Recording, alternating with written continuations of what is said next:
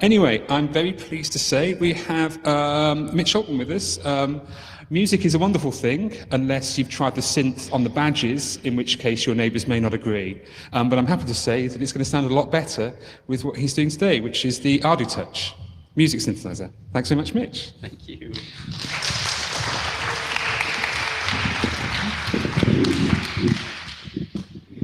Great. So thanks everyone for coming. The contact information on the screen is real. Please feel free to contact me anytime for any reason. I'm totally happy to answer questions about this project, but also about really anything you might feel I can help with. Excuse me. So I've been giving workshops. My voice is not so good, but bear with me. I go around the world and giving workshops and talks, and I love doing workshops and talks. I give little ones and big ones. I teach soldering, and I like teaching soldering. When people come together and solder, everyone just seems to be happy. I mean, like, they look happy, right? This is what it looked like over in the hardware hacking area all the last 3 days, and we've got a few more hours. If anyone wants to come by until they kick us out, feel free. I wrote a comic book about it.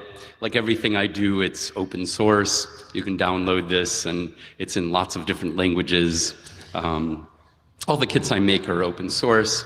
My first kit was TV Be Gone kit. That's how I make a living with TV Be Gone keychains, and yeah, sold like 600-some thousand of these, and me and 12 friends have made a living on it for the last 12 years. It's amazing. Doing the kits, I don't make any money from that, but as long as people want them, I'll make them available. These are just some of the kits that I have. My latest kit is the ArduTouch music synthesizer kit, which has been extremely popular. I had the first early version about 2 years ago, but the hardware is super simple. This board has a Arduino in the corner with a chip and just a handful of parts. It's an Arduino Uno. And there's a little audio amp in the corner with a speaker. And the bottom half is just a keyboard, a touch keyboard, and a couple of knobs and a couple of buttons. So the hardware is quite simple, and I call it ArduTouch because it's an Arduino with a touch keyboard. Not a great name, but whatever, you get the idea. And in the last 2.5 years, I've been working on the firmware, the controlling program, and that's the hard part. And I'll talk about some of that. It's just some pictures of workshops I've been doing over the last couple of years with the earlier version. It's totally mature now, though, and but it's still a work in progress. I'm still making it a lot better, along with the help of my friend Bill Alessi, who's a brilliant firmware engineer. So my motivation for doing ArduTouch was to make something that makes sound. You can learn to solder with it, you put it together, and it just works, and it makes a cool synthesizer, because I didn't really see many kits that make really cool sound and music and noise, and I like sound and music and noise. Noise is great. So when you make this, it just works. And it's easy to debug if it doesn't, because it's a simple kit as far as the hardware goes. And if you want to, you can learn a little bit about Arduino, or if you already know about Arduino, then you can reprogram it to use any of my synthesizers and reprogram it to some way cool variety of different music, sound, and noise. And if you want to learn even more, then you can read the documentation and follow some examples and learn to make your own synthesizers. And if you want to learn even more, then you can read my documentation, which I'm improving all the time, to learn digital signal processing, which is a fancy phrase for how to manipulate things with a computer to do cool things in the world. So here's just one demo video.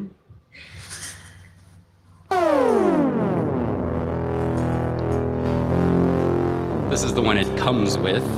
It's called Thick. It's 4 sawtooth waves, and you can manipulate it and make a variety of different sounds with Portamento gliding between notes and a couple sounds otherwise. It's kind of cool. And this is what you hear when you build the ArduTouch, and it just works. It's fun.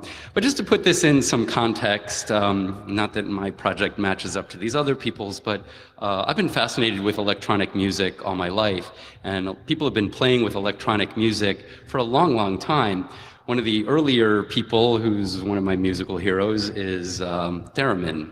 He made the thing which is best known for really bad Hollywood sci-fi movies, or the original first season of Star Trek, with a human-like voice going, ooh. That's a theremin. And when I went to university, it turned out that one of my advisors, had been playing with music synthesis since he was a kid, and the black and white photo is his PhD thesis. It's a whole bunch of oscillators that mix together to make lots of super interesting noises. And I was just at the University of Illinois as hacker in residence earlier this year and met up with him, and there he is looking a bit older than when I remember him as an advisor, but he's still doing great. And here he's playing an emulator of his original synthesizer that was from 1964. As a little kid, I was fascinated with Switched On Bach by then Walter, now Wendy Carlos. And like, wouldn't it be cool to have a wall of things like that you could plug things into and whatever? So Switched On Bach was one of my favorite records as a kid. And when it started becoming part of all rock and roll music, I had another musical hero with Keith Emerson. He could even play this synthesizer upside down on a stage, kind of acrobatics, but it was fun. And later in the 70s was the first one you could actually buy for affordable. This was like $80 in the US. And it made cheesy sounds, but you could buy it and it worked. And later there was one that I got used that made all sorts of crazy noises, the DX7. Oh, that caption's wrong. That's a DX7 by Yamaha. And I've been making synthesizers since I was in middle school, simple ones, and then through high school getting more and more complex, and it turned into my master's thesis to have a digital synthesizer. And that cost a lot of money, but our lab had $1 million worth of microcontrollers that were donated by Intel, which helped me in my music quite a bit. Now it's much easier to do things, and the ArduTouch music synthesizer is just $30 and US, and it's really easy to play with. You don't have to study manuals for months and months like a DX7. Music synthesis has two major kinds of approaches. There's analog and there's digital. And analog is, like in the real world, everything's analog. Everything's smooth, everything's connected to everything else. There aren't major jumps unless you're talking about quantum and really, really small or really, really big things, much bigger than our day-to-day lives or much smaller. But in our real world, it's all analog. And doing digital means you've got to muck with the analog world, get it into a digital form, and then muck with it some more to make interesting things happen, and then turn it back into analog. And there's a lot available nowadays. These people, teenage engineering, make lots of interesting little modules that do fantastic things, and they're super inexpensive. And there's also, of course, fantastic performing musical instruments that are still analog and digital. Analog, I still think, is the greatest, but you can do so much with digital on your own that's hard to do with analog on your own. So with analog, quite often it's just some simple waveforms, these smooth up and down called a sine wave, just on, off, on, off, on, off, the square wave, the triangle wave, or a sawtooth wave, which is shaped like teeth of a saw, which is why it's called that. And they all have different sounds, and they're all interesting. And if you mix them together in different combinations and different pitches, and then muck with it in certain ways with filters, you can get amazing sounds and great noise. So with digital, You can try to just emulate an analog synthesizer like the old Mini Moog, which actually had a roommate in university who had a Mini Moog, and we made lots of sounds and annoyed the hell out of our neighbors, which is always a fun thing to do. But with digital, you can emulate an analog synthesizer. It'll never be quite as good, but you can get quite good. But with digital, you've got to take whatever's in the real world, break it up into little bits, because that's what computers use, is bits, bytes, words, and then mess with it in certain ways, either through calculations or real time with knobs and buttons. And you can use all sorts of interesting math to muck with it as well, and then put it back together again to put it out into our world where you can hear music, sound, and noise. And to do that, digital signal processing really helps, that fancy phrase. But it's really not that difficult to be able to play with this stuff, and I'll talk about that. There's various forms of digital synthesis, and my ArduTouch music synthesizer makes use of all of these. The easiest one to talk about is coming later, but additive is a really interesting way to make sounds, and my advisor from the University of Illinois back in '64 did additive synthesis to create all the sounds he makes with his gear. It's just a bunch of sine waves.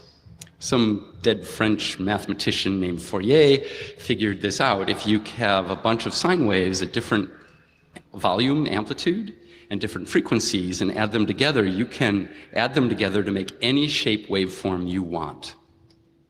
And here's just a few pictures which show how to add a few sine waves together to get a square wave. If you do 13 of them, it's pretty much indistinguishable from a square wave. Here we just have 4 of them showing how to get really close to a square wave. We can also have FM. FM is a sine wave, a frequency that, a sine wave where the frequency is changing over time. And it's a sine of a sine function. And this is what the DX7 used very effectively in the first very popular FM synthesizer. And this makes just totally nutty sounds. But it can make really beautiful sounds as well, like a bell or a trumpet. That was very difficult to do earlier with analog synthesizers. But to get into this form wavetable, you can think about a tape loop. So it's tape loop, it's kind of like with a vinyl record, old vinyl records. If you turn the motor off and you can spin it with your finger, you can make it go slow or fast, and people who scratch make use of this. They also go backwards. The sound is recorded in the grooves of the record. In a tape loop, though, the sound's recorded in a continuous loop of sound. And you can make it go faster, you can make it go slower with a motor controller, and you can, if you have a record head, you can put new sounds into it, and it just repeats and repeats. And a wavetable is kind of like that, except the sound is put into a form that a computer can understand, digitized, and then we can play it back from memory faster, slower, but we can also do lots and lots of things that are more difficult to do with a tape loop, like do mathematical formulas on it and all sorts of interesting filtering techniques and muck with it in lots of ways. For digital, we start off usually with the analog world and then convert that into a form computers understand. So we can take just a simple sine wave. Here's one cycle of a sine wave. And to make it into a form that a computer can understand, we've got to slice it up into chunks. This is called sampling. That's the fancy digital signal processing word, sampling. So here I cut up a sine wave into 10 slices. And each slice has a value. We can put a dot where it crosses the waveform, and each of those dots has a value. We can put the values on like this, and then record those values in a table. It can be a piece of paper, that's not so useful, but if it's memory, now we have it in a computer where we can use it and muck with it and do all sorts of interesting things with that. So this is a sampled sine waves with 10 samples. Usually we use much more, and I'll show you why soon. So these samples are stored in memory. It can be a simple one waveform, but it can also be a very complex waveform that's several seconds or even longer. Like this is sort of a simplified version of a piano-like sound, part of a piano-like sound. And those values are stored in memory. In order to get from a waveform in our real world, the analog world, into memory, that process is called analog to digital conversion. And here's a little diagram of that. We can take the waveform, put it through an analog to digital converter, that's just a black box, and then out comes values that are stored in memory. People in the field call this A/D, A to D conversion. But how do you do that? What is that black box? Well, that black box can be a chip, and see how all that works would take more than I can go over in this talk. But it's not all that bad. But if you buy the chip, you can just set it up according to the schematic in the data sheet, and it just works. But nowadays, even inexpensive microcontrollers have them built in, and so they're basically free. And once you have it, you probably want to play it back. You might want to play it back exactly as it is, or you might want to muck with it first and then play it back. But in order to do that, you do the opposite, and that's digital to analog conversion. So it's just the same thing but reversed. We have a different black box now called digital to analog converter. And out comes the waveform, ideally, and then from there you can put it into an amplifier and rock and roll. So that's the idea. So D/A is the fancy professional way of saying it, but that's really what it is. And so what's in this black box? Well, again, you can have a chip, which is really expensive actually to get a good one, or you can use PWM. And I'll say what PWM actually means after I go through a few more slides so you can understand that. PWM works with basically square waves.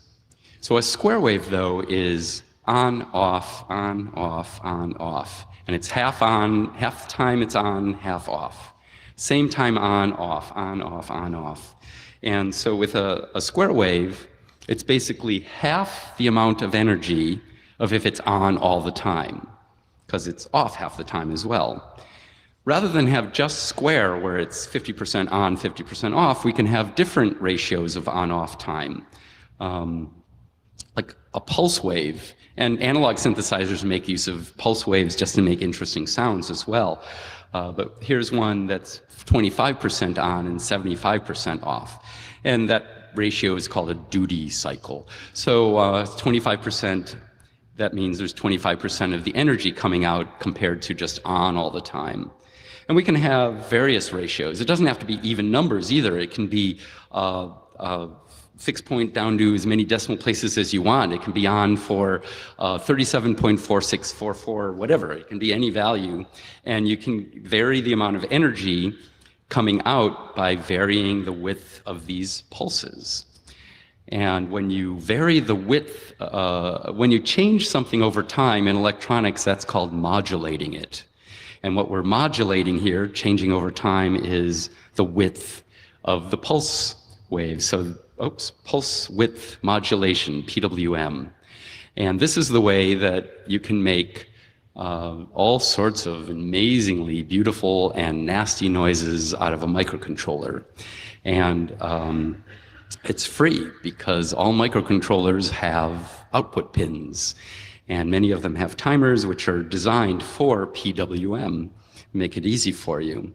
So the same diagram before, except the black box is labeled PWM. So we have values in memory. We feed the first value into our D to A converter, digital to analog converter. Out comes the first little bit of our waveform, then feed it the next memory location. Out comes the next part. And you go through the whole table byte by byte or word by word, and out comes the waveform.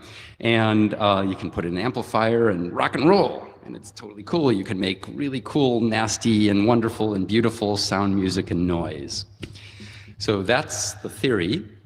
In practice, however, there's a bunch of gotchas. So this is what we want. We want a table full of values, that's our waveform in digital computer form, feed it through our black box digital to analog converter, and out comes a perfect waveform, in this case a sine wave. In actuality, however, we get this. Because computers don't have all the values in between, we only have samples. Each memory location is just one point of the waveform, and that value stays there till you put the next point in, and the next point, and the next point, and this sounds nasty. That might be a good thing, but if you don't want that, you want it to be a nice, smooth, wonderful sine wave, you're out of luck. So in order to fix that, according to theory, all we need is a perfect low-pass filter. A low-pass filter lets low pitches through, but not high. A perfect one, you pick a frequency, everything below comes out perfect, everything above doesn't come out at all. And if you have a perfect one of those, then you get a perfect sine wave out. But of course, perfect doesn't exist in our real world. But we can use a really cheap one. So perfect doesn't exist, but we can use a really cheap low-pass filter, which on my ArduTouch is just one capacitor and one resistor for each channel, and I've got 2 channels, it's stereo. And from this, if you put it through my cheap low-pass filter, you don't get a perfect sine wave out, you get this kind of messy-ish sine wave out. And that actually sounds okay-ish. To fix that, what we do is we have more than 10 samples for a waveform. We have like 256. And if you have 256 with this cheap one, you get pretty much a perfect sine wave out. Not quite. Our ear is more sensitive than our eyes. It looks like a perfect sine wave, but it sounds a little bit scratchy. But I pull some other tricks, and some waveforms that I want it to be really smooth, I have way more values than 256. It also helps if the values are more than 8 bits. If the values are 16-bit words or even 32-bit words rather than 8-bit bytes, then the values are much more accurate. So that's really all there is to it to get from the analog world to computerese, and then from computerese into the analog, back to the analog world where we can make music. But that's just showing how to get the waveform. What we really want to do is change the pitch a lot, because we're playing a keyboard or playing with a breath controller or all sorts of things, or just with knobs, we want to get all sorts of frequencies, lots of different pitches to make crazy sounds and music and all sorts of things. So how do you get different pitches? Well, in order to explain this, I'm afraid I've got to do a little bit of maths. Hope that's okay. Sorry about that.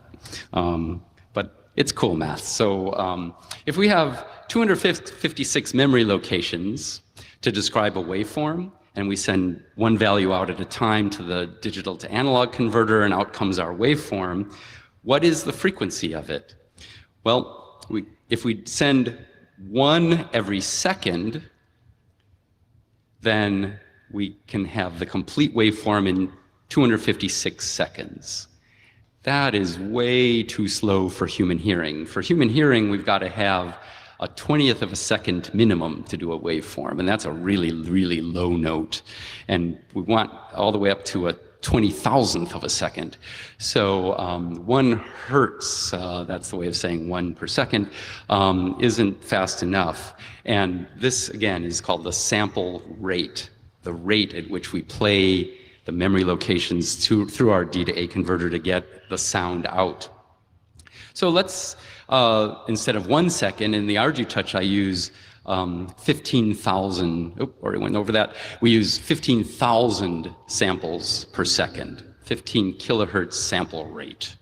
And when we do that, we can get much more interesting things, but still it's rather limited. If we just do the 256 samples in our memory and play them one at a time 15,000th of a second later, we get 15,000 divided by 256 memory location samples, and we get 58.6 hertz, 58.6 cycles per second. That is basically the frequency we get out, and that is a pitch near A sharp, the lowest A sharp on the keyboard. That's not a very useful pitch, especially if it's the only pitch we can make. No one else can play with us unless they go off tune on a violin or a slide flute. So what we want to do is get any pitch we want. If you have a keyboard, you want to get every note on the keyboard. If you have a knob, you want to get every sound you can hear in range of human hearing, 20 times a second to 20,000 times a second. So we can do that in two ways. One way is really hard, and that's like a tape loop. Change the speed of tape going around, or change the rate of all of the memory locations, feeding them in the D to A converter faster or slower. We can only get 58.6 hertz max, so that's not really a good way to do it, and slowing it down is complicated in code. So the one way to do it is to skip memory locations. And if we skip them, then we can get a faster sounding, we can get a higher sounding pitch. And skipping them is in quotes, because what we're really going to call that is interpolating. And let me show you how that works. So let's say we want an A, and in music, A 440 is defined as 440.00000 times a second hertz. That's the definition of A, middle A on a keyboard, and in all instruments. And so if we want to get 440 hertz and we've got samples coming out every 15,000th of a second, we divide 440 into that and we get 34.09 steps. So that means we skip 34.09 memory locations every time we do an output of a sample. How do you get a 0.09 memory location? Well, you can't. You have location 0, 1, 2, 3, only integers. You can't go to location 1.5. That doesn't exist, or 34.09, that doesn't exist. But we can interpolate between location 34 and location 35. So we'll skip 34.09 every sample. And I have some pictures to show how that works. So we start off with just the first one, location 0, and whatever value's in there goes into our D to A converter, and that's the first slice of our waveform.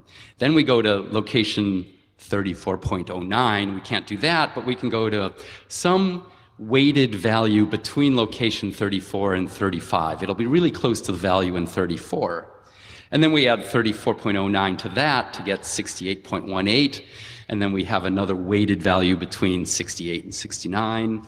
And then we get to the next one, 102.27, et cetera, et cetera. And then when the seventh value, we get 238.68. It's still in our table. But the next one, it will go below the memory locations that we have. So we wrap around to the top. So this would have been 272.72, but we wrap around by subtracting 256 from it, and now we're back in our table, and now we have location 16.72, a weighted value between 16 and 17, and we just keep going around and around and around, and we do that at that rate, and out comes a perfect waveform through our cheap low-pass filter at 440 hertz. A, middle A on the keyboard. And it can be the sound of a normal piano, it can be a sound of a sine wave, a square wave, a violin-like sound, a trumpet sound, whatever. It just depends what's stored in the memory. And that's really all there is to it. To do it, conceptually, maybe you didn't follow all that absolutely perfect, but hopefully you have a feel for what I went through. And to code that is kind of complicated, but I already did it. And if you want to hack on my code, feel free. It's totally open source. But I made it really easy by putting all that low-level stuff in a file and having all of these functions in an Arduino library so that no one really has to do that unless they want to hack on my code. And feel free, and if you come up with something cool, let me know, because I'll share it with other people then. But my ArduTouch makes it really easy to do all these things. And that's part of the idea, to make it easy on the highest level, but make it so that it's totally hackable so people can do all sorts of more interesting things that I've come up with. So the ArduTouch library makes it really easy to create oscillators. And those are the various waveforms. They can be the simple ones like sine wave, square wave, triangle, etc. Or we have a whole bunch of really interesting, very complex, beautiful, and nasty, noisy waveforms as well. But if it's just an oscillator, even if it's a beautiful or nasty, whatever kind of waveform, it's kind of boring because it's not changing over time. Any actual instrument, analog instrument, a mechanical instrument, it changes over time a great deal, and it sounds much more interesting than just on with a static sound and then off. So for doing that, we have dynamics. And I'll have some explanation of dynamics in a bit, but that is what makes the sound super interesting. The oscillators, like I said, can be these simple waveforms or more complicated ones. The dynamics can be some of these and other things. Adsr is what happens when you play a note. Like on a piano keyboard, when you press the key, it goes and then it decays, that's the attack, and then it decays quickly, and then as long as you're pushing the button, it sustains and slowly goes down, and then when you let go of the button, it goes down to zero rather rapidly. And that's one waveform for attack, decay, sustain, release, and this is called an envelope for the waveform. You can do much more interesting things with envelopes than that, especially if you want to get nasty noises, but we can muck with the attack, decay, sustain, release. And ArduTouch makes that easy. Tremolo is really another waveform, envelope generator, except it's usually constant. Tremolo is changing the volume over time, and you can change it sinusoidally, so it's like, that wasn't very good. And so the volume gets higher and lower. You can also do it in a square wave, so it's just on, off, and you can do other waveforms too, and if you do it really, really fast, faster than the pitch, then you can get super crazy sounds, and that's really what FM is all about. It's pretty interesting. Portamento is somewhat similar to Tremolo, except it's changing the frequency over time.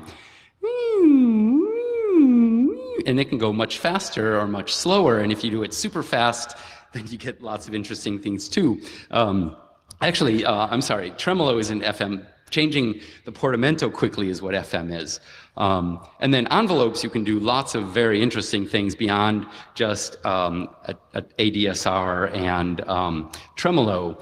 You can do all sorts of very interesting waveforms to change the envelope. And then filters, like bass and treble control, people know what those are. Those are high pass and low pass filters, but you can also have band pass filters, only let frequencies through in the middle, and you can mess with those over time, fast or slow. And you can also have a filter in digital that you can't do in analog, which is just taking values and randomly changing them. And then you get really cool, totally horrible, wonderful noises. And you can tell I like noise.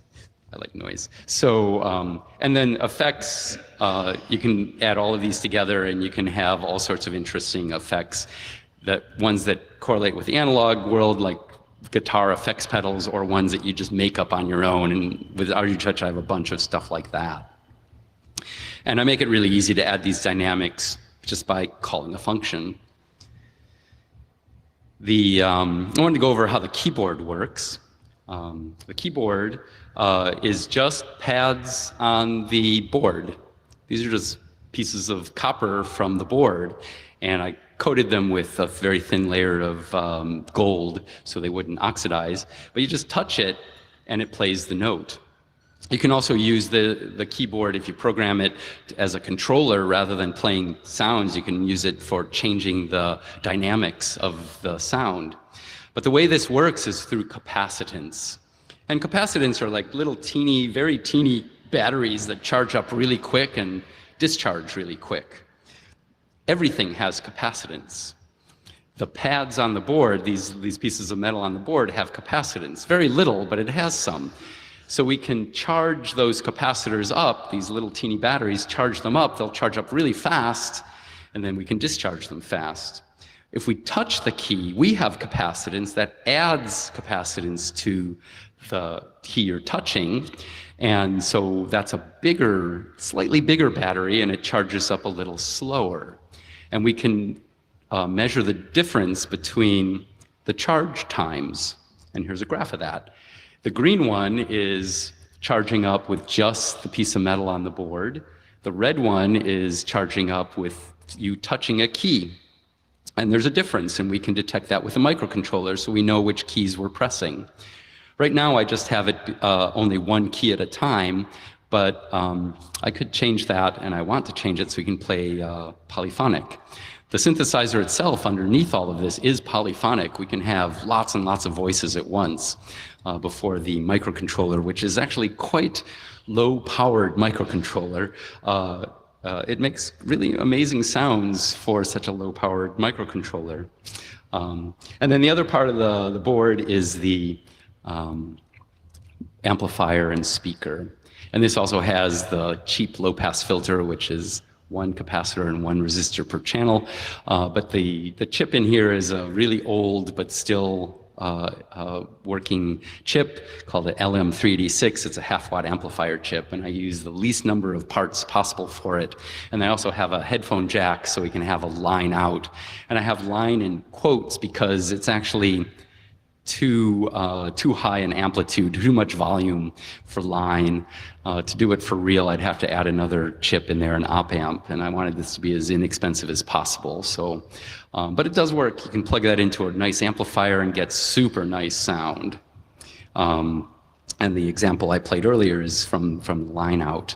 So, yeah, the Arduino library that I made for ArduTouch has lots of examples. If you go through examples 0 through 9, then you can learn how to make your own synthesizers with my library. And for example, you can make really easily a Sawtooth keyboard. So this is the complete synthesizer, including the comments. That's the complete code. It looks quite simple, and following the examples, you can do this, and you can have Sawtooth output just by playing the keyboard. You can change octaves with the buttons, make it higher, lower octave, and you can change the volume. You can, from there, if you want to, add dynamics. You know, all the things I talked about before, Tremolo, Portamento, etc. And here's another demo. Oh, and I do want to say, you don't need my board to use my code. This will work on any Arduino at all. Mine looks like an Arduino Uno, but if you have a more powerful one, then you have more input-output pins. It'll work on anything. It doesn't come, of course, in a regular Arduino doesn't come with a touch keyboard and a little amplifier, but you can easily do that yourself. So, but here's a couple more demos. Here's one that's totally different than the one it comes with. But all you need to do to get this one in is using the Arduino environment, macOS, Windows, or Linux, to download one of mine or create one of your own synthesizers and program it in. It takes a few seconds. Here's a demo. Call this Mantra. It plays a drone with a drone, percussion, and an Indian-like scale, so that you can't play any wrong notes because every note fits with every other note.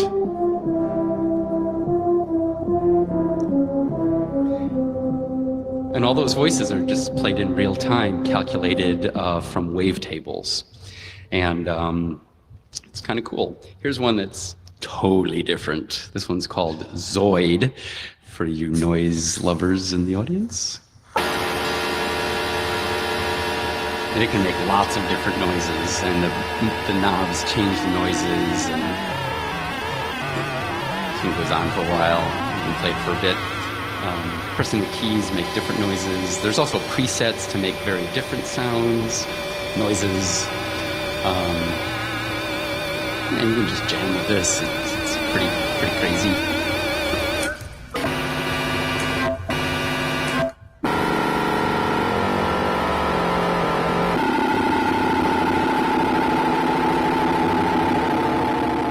So that gives you an idea of some of that. And you can't do this with digital, right? So this is purely with analog. You can't do this. With digital, you can do all sorts of crazy things like this. But this sounds almost bell-like. And it's really an accident because I'm just doing weird things to the bits to change the sound kind of randomly. And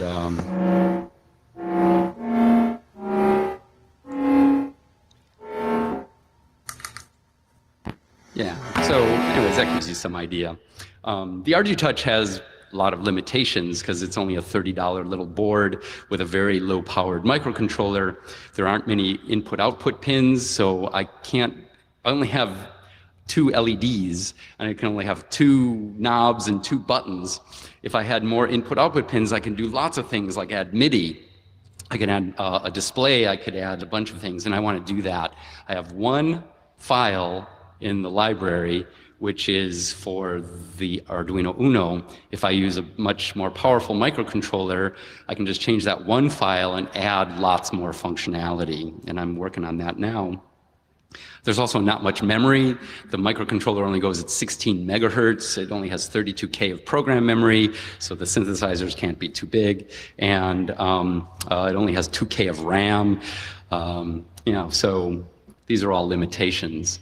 But if I use something like an STM32 or any kind of ARM core, you can have built-in USB. It won't be a kit anymore because the parts are too small for beginners to do, but it can do lots of things with more RAM and built-in USB and have some cooler library functions and have MIDI and all these other things. So look out for that as I have time between travels. All this is available on my GitHub. So if you do anything cool, definitely let me know. Like I said earlier, I'll share it with other people, and it's all free. Go for it.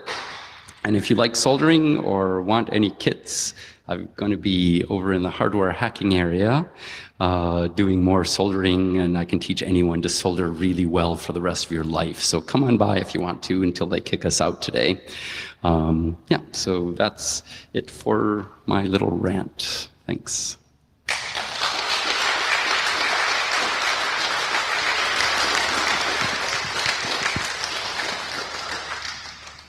Okay, we have time for questions. If anybody has any questions. Yeah.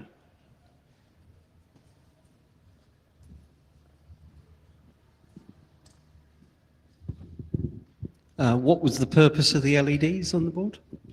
Oh, the LEDs. So the LEDs, there's for programming an Arduino, it programs through serial. And so there's an LED for serial in and an LED for serial out.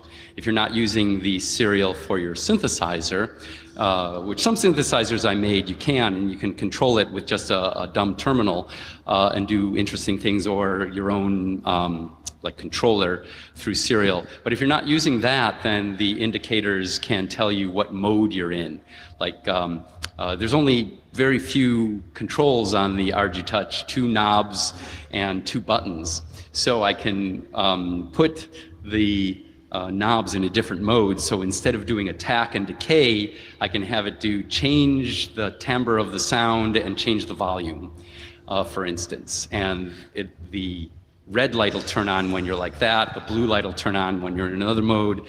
Both of them are blinking when you're in a third mode and things like that. It's not the best user interface, but I make use of what I have with an inexpensive, low-powered microcontroller.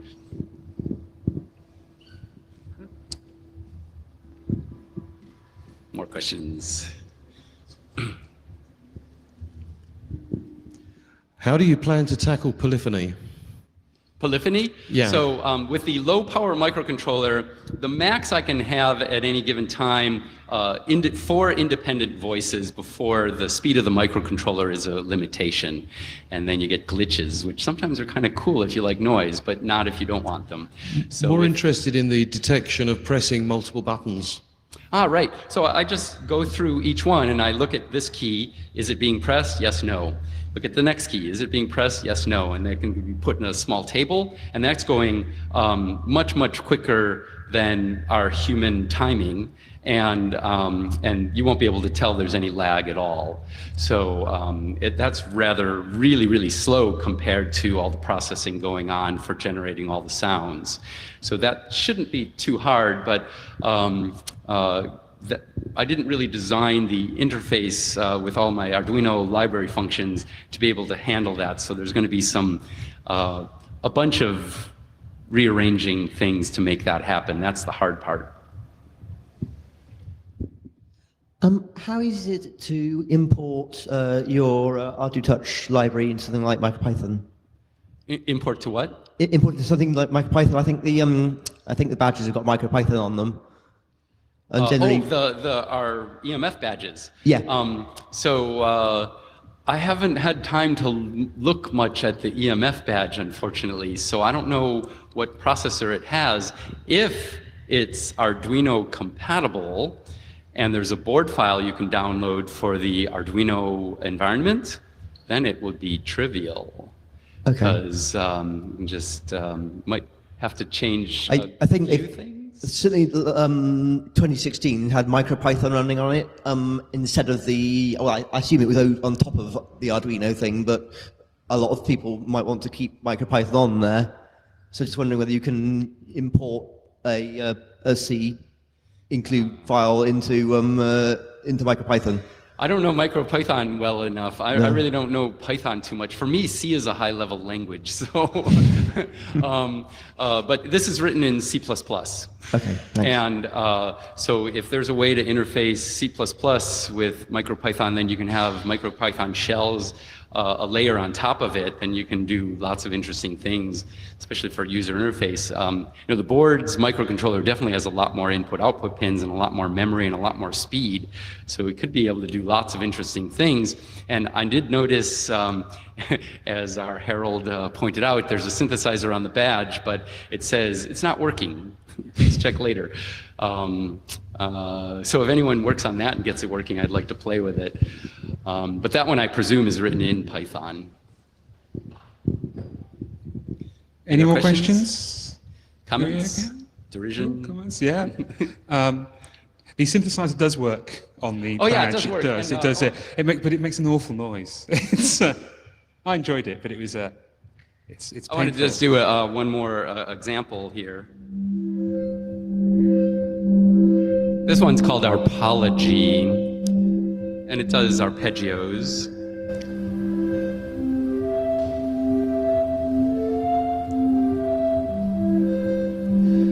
And you can change the attack and decay.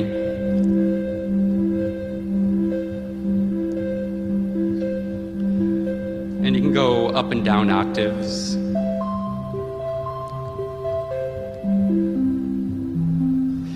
And then you can change, here's another mode, and you can see the red light turns on. Now I can use the pots to change the pattern. And I can change the speed. Make it slow or fast. And then you can just play with it.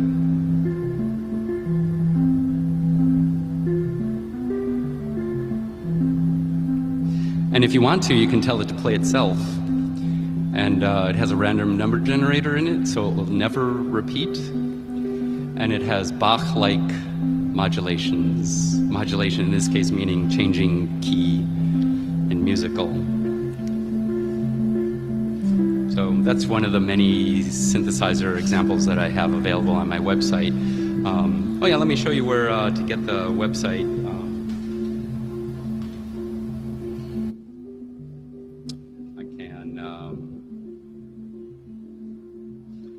So there's my website. If you go to the projects tab, Then you get my long, horrible page of lots of projects that are all open hardware.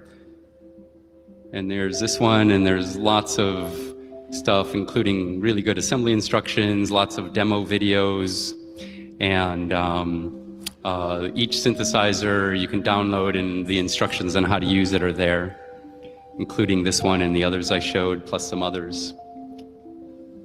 Got a question? Yeah, I just wonder how easy would it be to hook up a clock input into it, sync up with other instruments perhaps? Or was that a modification that could be there in the future? That would need another input-output pin, and I'm using all of them at the moment. But if you take away some of the functionality, that frees up an input-output pin. One thing that a friend did in Croatia actually is he took away the touch keyboard, which needs one input pin per key, and did a bunch of buttons. And with a bunch of buttons, you can do that with way fewer input-output pins, and that freed up some input-output pins to do other things. And then you can have that sync up to another ArduTouch or another synthesizer.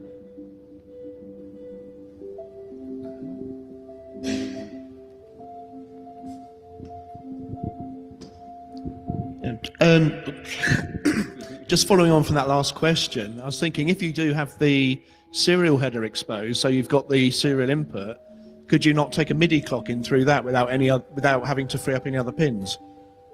Oh, that's an interesting. MIDI really is just RS-232. Yeah. But this is an RS-232. It's TTL level. So with just a little bit of circuitry on the outside, converting plus or minus 12 volts into 0 to 5 volts, we should be able to add some of that functionality in. Yeah, it's an interesting idea. And also, it's a weird baud rate, but this is programmable baud rate, so it's not a problem. Okay, cool. If we have no more questions, just quick reminders. So music amplifiers off by 11 tonight, and volunteers for the bar would be greatly appreciated tonight, especially. And feedback on emfcamp.org/feedback, I think. But thanks again. Thanks very much to Mitch. You're welcome.